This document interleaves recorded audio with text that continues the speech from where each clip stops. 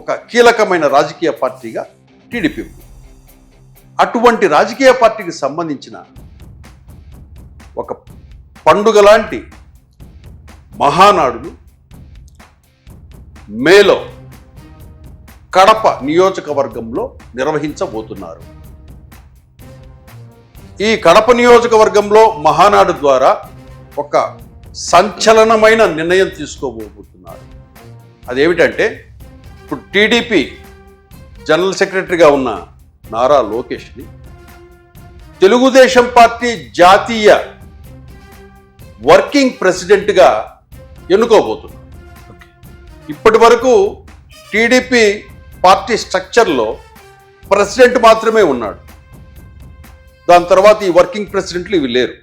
ఇక్కడ ఏమైందంటే, ఈ తదుపరి ఈ మహానాడులో వర్కింగ్ ప్రెసిడెంట్ను హోదాను క్రియేట్ చేసి అక్కడ పార్టీ సభ్యుల కార్యకర్తల ఆమోదంతో నారా లోకేష్ని జాతీయ వర్కింగ్ ప్రెసిడెంట్గా ప్రకటించబోతున్నారని మనకు సమాచారం కూడా క్లియర్గా.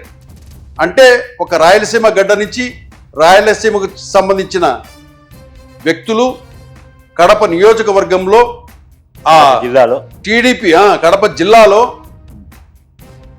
నారా లోకేష్ను టీడీపీ పార్టీ వర్కింగ్ ప్రెసిడెంట్గా ప్రకటించ